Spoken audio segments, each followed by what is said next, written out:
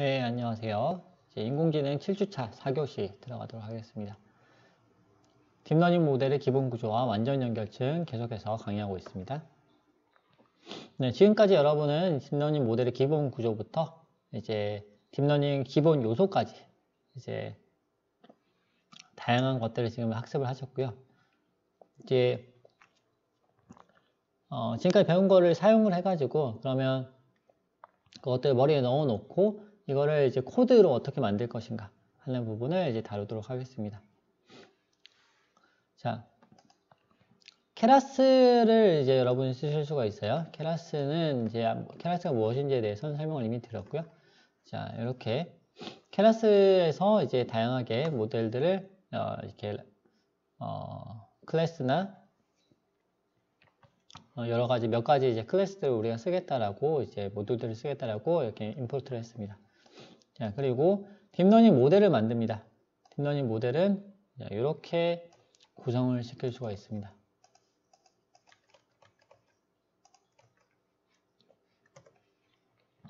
자, 이렇게 하면 딥러닝 모델을 새로 만들 수가 있어요. 자, 이게 지금 어떻게 되어 있냐면요. 시퀀셜이라고 지금 하나 모델을 만듭니다.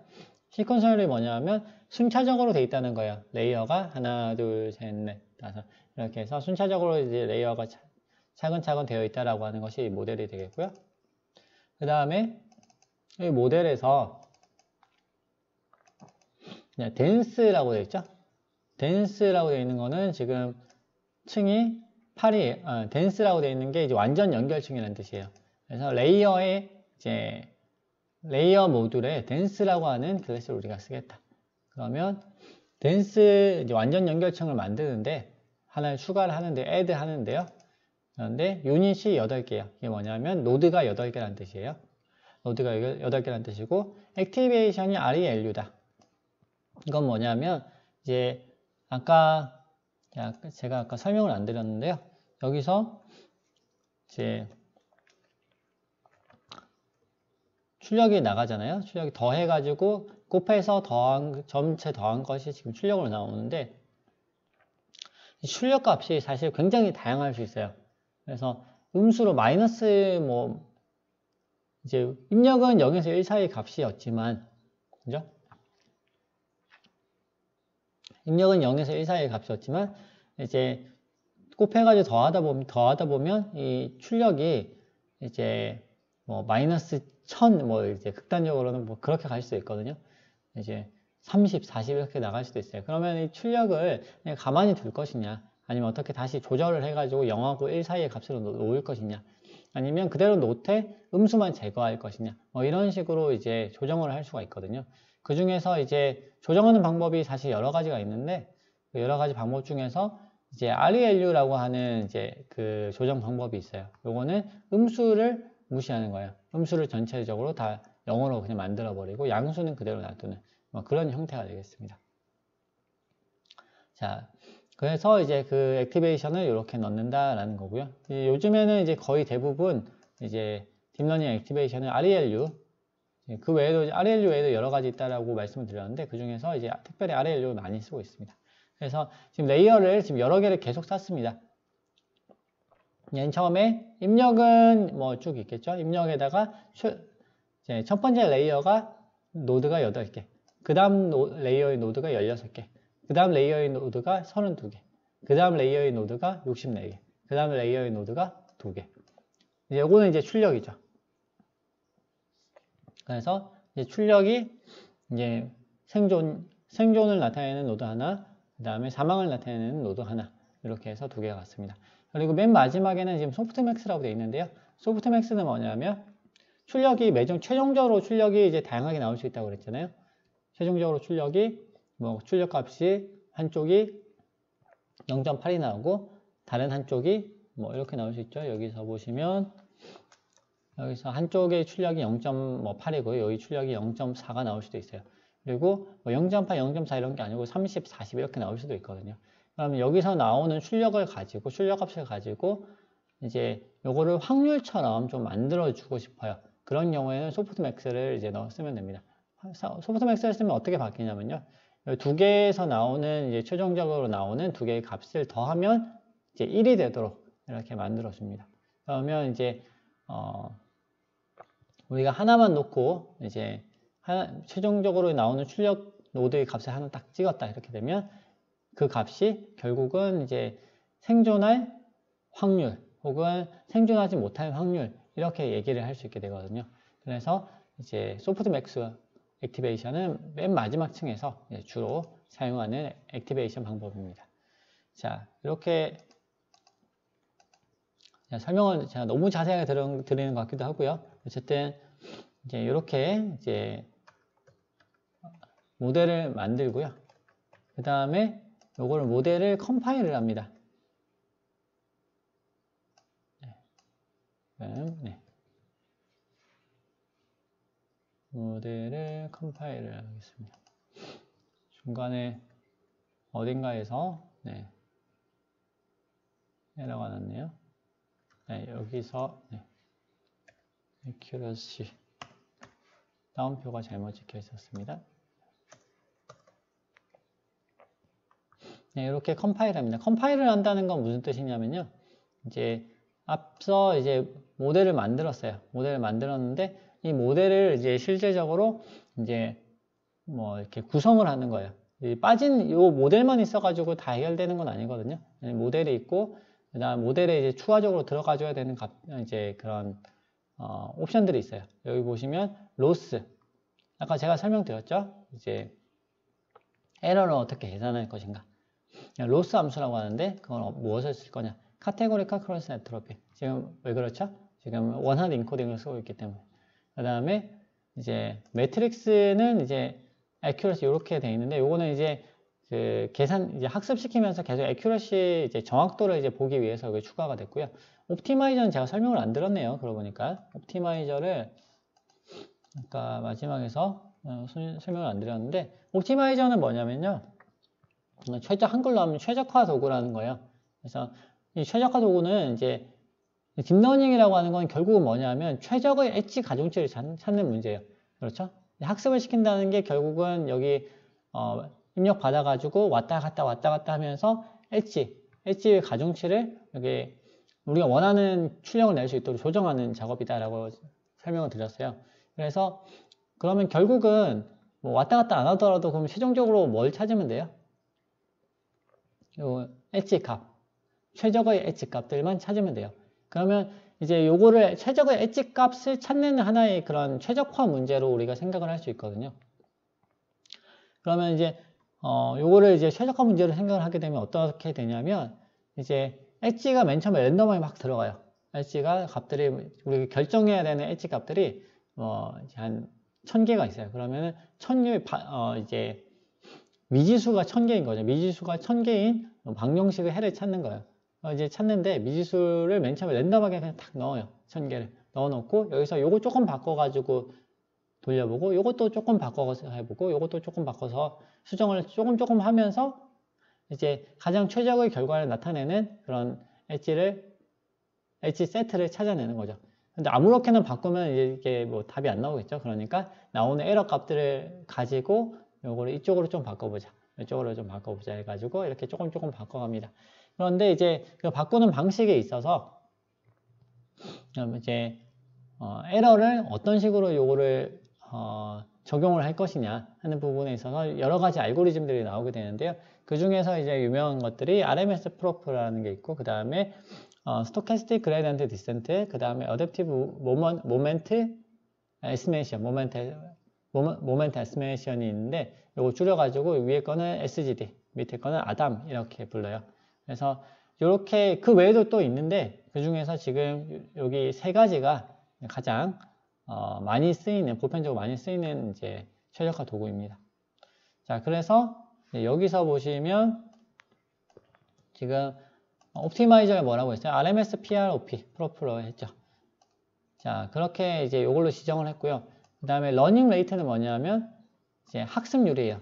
에러가 발생을 했는데 이 에러를 얼마나 이제 에러가 이제 3이 발생했어요. 3에 대해서 이거를 바로 조절을 하게 되면은 이게 너무 한꺼번에 팍팍팍팍 바뀔 수 있어요. 그러면 이제 데이터는 뭐 한 10만 개 되는데 뭐 한번 데이터 한 100개마다 계속 이제 너무 자주 바꿔버리게 되면은 이게 정밀하게 조절이 잘 안 되거든요. 그래서 에러가 발생하는 거에 대해서 조금씩 이렇게 바꾸어야 되는데, 그게 바로 이제 학습률이라고 이름이 붙었습니다.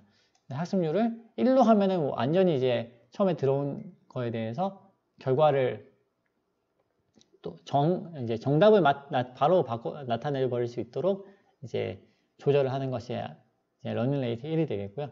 보통 0.01, 0.001 뭐 이 정도 수준으로 이걸 지정을 합니다.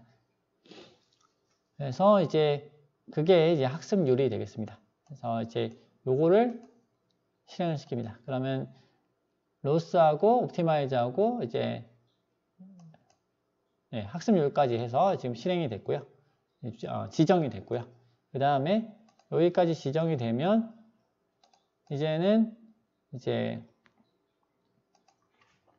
여기서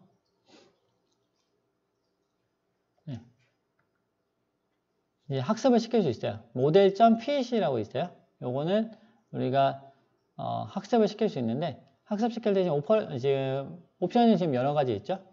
보시면 학습용 이제 데이터, X 데이터, 입력 데이터, 그 다음에 우리가 원하는 출력 데이터 뒤쪽에 넣고요. 그 다음에 에포크 몇 번 요거를 학습을 시킬 거냐, 400번을 하겠다. 그 다음에 이제 데이터 한 번 전체 세트에 대해서 한 번에 배치 사이즈 얼마로 할 거냐.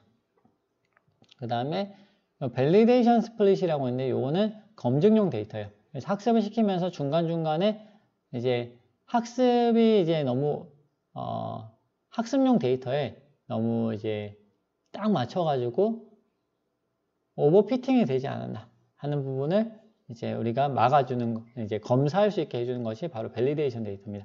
오버피팅이라고 하는 건 뭐냐면요, 학습 데이터가 있어가지고 이 데이터에 완벽하게 똑같이 이제 요거에 대해서만 맞추는 거예요. 그렇다 보니까 이게 일반화가 막 떨어지고 조금만 다른 데이터가 들어와도 이게 제대로 된 그 결과를 낼 수 없게 돼버리는 그런 문제가 바로 이제 오버피팅 문제가 되겠습니다. 오버피팅 문제에 대해서는 제가 나중에 조금 더 자세하게 설명을 드릴게요. 자, 이렇게 하고 그러면 학습을 시켜보겠습니다. 자, 이렇게 하면 학습이 열심히 일어나요. 이렇게 해가지고 지금 보시면요, 지금 밸리데이션 애큐레시, 지금 이제 원래 애큐레시가 82% 정도로 82% 정도로 지금 정확도가 나오고 있고요. 그 다음에 밸리데이션 애큐레시, 요 데이터에서는 잘 됐는데 그러면 좀 다른 데이터로 나눠가지고 했을 때 이게 잘 될 것이냐 하는 거를 이제 비교를 해보게 되면 지금 84% 오히려 더 높게 나오죠. 지금 요거 같은 경우는 이제 학습이 잘 이루어졌다라고 우리가 생각을 얘기를 할 수가 있겠습니다. 자, 여기까지 하면은 이제 일단은 학습이 됐어요. 그러면 학습이 되고 나면 이제 테스트를 해야 되겠죠? 네, 테스트를 해야 됩니다. 네, 테스트를 하는 거는 여기 있는 이 코드를 사용하시면 여러분이 테스트를 할 수가 있어요. 그런데 이제 테스트를 하려면 일단 테스트 데이터를 이제 불러와야 되겠죠. 그죠? 지금 보시면 이제 테스트 데이터가 이제 불러왔다라고 지금 가정을 한 상태예요. 가정을 한 상태고, 실제로 불러오는 코드는 제가 여기 적진 않았습니다. 왜냐하면 위쪽에서 작업을 했을 때 학습용 데이터하고 똑같아요. 네, 그래서 보시면 앞쪽에서 제가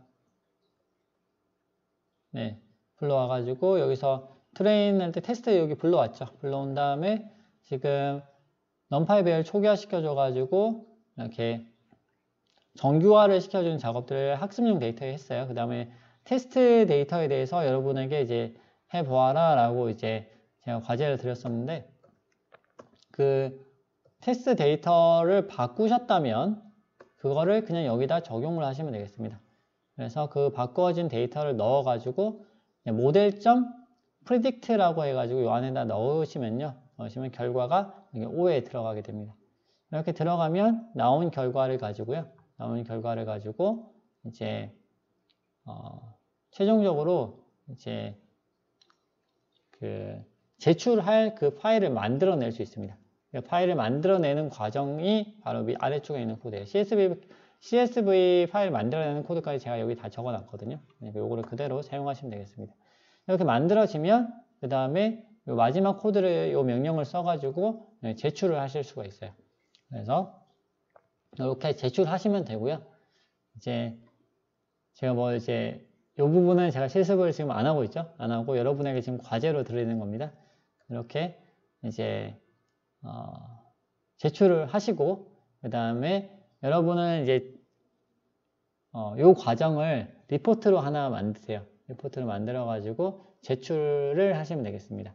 이렇게 제출하시는 거는 이제 뭐 다음 주가 중간고사이기 때문에 한 주 더 밀러 가지고 다다음 주 2주 뒤까지에 이렇게 제출을 하시면 이렇게 되겠습니다. 자, 이번 주 수업은 여기까지고요. 또 시간이 조금 이제 거의 풀로 됐는데 이제 마치기 전에 중간고사에 대해서 간단하게 설명을 드리겠습니다. 이제 중간고사는 이제 제가 공지를 한 바와 같이 다음 주 금요일 오전에 이렇게 시험을 치게 됩니다. 제가 몇 시로 올렸었죠? 그 시간은 제가 정확하게 기억이 안 나는데 그 올린 시간에 그대로 시험을 치게 될 거고요. 그래서 그 1시간 이제 슬롯이 1시간 슬롯이고 여러분 그 1시간 동안 접속을 하셔가지고 미리 준비를 하셔야 돼요. 대기를 하고 계시다가 딱 시작하는 순간 바로 이제 시험 치기 시작을 하셔가지고 그 딱 50분 제가 드릴 거거든요. 50분간 시험 끝나고 그러면 이제 바로 이제 그냥 그대로 이제 종료가 되겠습니다. 이제 제가 시험 문제를 올리면 시험 맞춰가지고 여기서 LMS에서 오픈이 되고 클로즈드가 되거든요. 그래서 그렇게 이제 아시면 되겠고요. 그 다음에 나오는 문제는 지금까지 배웠던 이제 내용 전체예요. 그래서 인공지능과 관련해 가지고 전체 내용이 되겠고요. 지금 제법 많이 했어요. 이제 인공지능 개요부터 시작해가지고 역사, 과학기술 정책, 개요 등등이 됐습니다. 그래서 예를 들어서 질문이 이렇게 나올 거예요. 인공지능 역사다. 이렇게 되면 뭐 이제 인공신경망의 이제 기초를 확립한 사람 뭐 이렇게 누구인가 뭐 이렇게 나올 수도 있겠죠. 그리고 1차 뭐 여기서 이제 여러 가지 뭐 튜링 테스트라든지 뭐 이런 것들이 쭉 나오는데 이런 것들이 뭐 가지는 뭐 튜링 테스트 그렇게는 문제 안 나올 거고 문제가 뭐 이러이러한 뭐 테스트가 있는데 뭐 좋아하는 운동을 물어보고 뭐 여기에 대해서 대답하는 걸 봐가지고 요 대답하는 것이 인간인지 기계인지 구분을 할 수가 있다면 이것을 인공지능이라고 할 수 있을 것이다 라고 하는 테스트가 있습니다. 이 테스트 이름은 무엇입니까? 라고 물어보면 여러분이 튜링 테스트다 라고 대답을 하시면 되겠죠. 자, 뭐 그런 식으로 이제 문제가 나올 겁니다. 다양하게 문제가 나가는데 문제는 뭐 사지선다 문제가 있을 거고 OX 문제가 있을 거고 그 다음에 뭐 단답형 이제 문제 주관식 단답형 그런 문제가 있을 수도 있습니다. 그래서 이제 그래서 문제 자체는 그렇게 이제 이런 역사라든지 이런 부분에 있어서는 문제 자체가 그렇게 난이도가 높진 않을 거예요. 그리고 이게 문제가 지금 온라인 수업이기 때문에 지금 뭐 당연하겠죠. 당연히 오픈북으로 갑니다. 그래서 제가 올려드렸던 뭐 강의 자료를 뭐 일일이 다시 찾아보시고 유튜브 보시면서 답하셔도 되고요. 그 다음에 강의 자료 뭐 PDF 자료 보시면서 이렇게 작성하시면 되겠습니다. 오픈북이니까 그 자유롭게 하세요. 그 다음에 뭐 인터넷 이렇게 자료 찾아보고 검색해가지고 답을 찾아도 상관없습니다. 이렇게 하시면 되고요. 단 문제 개수가 많을 거예요. 그래서 미리 공부를 하고 그때 바로바로 이제 답을 다 하시는 분은 조금 빨리 이제 시간에 여유가 있게 하실 수가 있고 그렇지 않은 분은 시간에 여유가 없을 수 있어요. 그리고 지금 우리가 앞쪽에서는 이런 부분, 이론이 이제 대부분이었지만 뒤쪽으로 넘어가면서 이제 실습이 이제 들어가기 시작했죠. 파이썬 들어가면서, 케글 파이썬 들어가면서 실습이 좀 들어갔어요. 그래서 뭐 캐글이야 뭐 그냥 뭐 이렇게 하는 거다라는 정도니까 여기서 이제 문제가 그렇게 많이 나올 것 같지는 않고요. 뭐 캐글은 뭐 이게 뭐 하는 거다 정도가 이제 들어가는 거고요. 그 다음에 파이썬 같은 경우는 이게 코딩이잖아요. 그래서 파이썬 같은 경우는 이제 뭐 컴파일러가 뭐냐 뭐 이런 거보다는 이제 실제로 이제 어떤 제가 문제를 주고요. 뭐 이런 문제를 주고 이제 이 문제에 대해서 이제 이 문제를 푸는 코드를 작성하라 라든지 뭐 아래 코드가 있는데 여기서 잘못된 부분이 무엇인가 혹은 한 줄을 비워놓고 이 코드 요 칸에 들어가야 될 코드는 무엇인가 뭐 이런 문제가 나올 겁니다. 그래서 그런 문제를 여러분이 제대로 푸시려면 이렇게 코딩 부분도 이제 좀 공부를 하셔야 됩니다. 파이썬 같은 경우는 처음 파이썬 하시는 분들이 아마 많을 거라고 생각을 하기 때문에 그런 부분들도 좀 신경을 써 두셔야 되고요. 그 다음에 뭐 데이터 분석도 마찬가지죠. 데이터 분석 같은 경우도 이제 여기 뭐 다양하게 코드가 많이 들어가 있었어요. 그래서 이런 코드들을 여러분이 이제 빠르게 이제 작성하실 수가 있어야 되겠습니다. 여기 PPT에 있는 코드가 그대로 나갈 수도 있고요. 여기서 조금 제가 변형을 시켜가지고 나갈 수도 있거든요. 그래서 이제 미리 공부를 안 해 놓으시면 이제 아무리 오픈북이라고 하더라도 이걸 좀 쉽게 하기는 어려우실 수도 있습니다. 그리고 이제 주의를 하셔야 되는 것이 이제 여러분이 인터넷 찾아보고 하는 건 자유예요. 자유인데 다른 사람하고 둘이서 시험을 같이 친다든지 답을 공유한다든지 뭐 이런 부분은 이제 부정행위로 간주가 됩니다. 자, 제가 이제 그거를 다 알 수는 없겠죠. 하지만 이게 몇 가지 이제 방법들이 있어요. 이제 IP라든지 혹은 제보가 있어요. 그래서 이게 누군가가 뭐 이런 식으로 이제 또 시험을 쳤다, 잘못 부정행위가 있었다 라고 이제 제보가 들어오게 되면은 거기에 대해서 또 조사가 들어가고 이제 일이 굉장히 복잡하게 됩니다. 그래서 시험은 혼자 치는 겁니다. 물론 이제 만약에 이제 다른 사람이 아니고 이제 여러분의 뭐 그 친구 뭐 동료가 아니고 전혀 다른 곳에 있는 뭐 이렇게 외부인이 와서 여러분을 도와줬다, 제가 알 수 없겠죠. 그런데 하지만 이제 그것은 본인의 시험 실력이 아니고 이제 다른 사람의 성적이잖아요. 이제 여러분이 직접 공부하셔가지고 이렇게 시험을 치르셔야지 자기의 실력이 됩니다. 사실 우리가 시험 성적을 잘 받기 위해서 이제 수업을 듣는 건 아니잖아요. 이제 여러분의 그런 실력을 늘리기 위해서 이제 수업을 듣고 또 시험이 있는 거기 때문에 그 부분을 잘 이제 기억하셔가지고 이렇게 참여하시면 좋겠습니다. 자, 오늘 이제 조금 원래 있어야 되는 거, 해야 되는 것보다 좀 많이 길어졌는데 양해 부탁하고요. 그리고 이제 한 주간 잘 준비하시고 다음 주에 또 이렇게 시험으로 만나 뵙겠습니다. 또 한 주간 또 오늘도 장시간 수고 많으셨습니다. 감사합니다.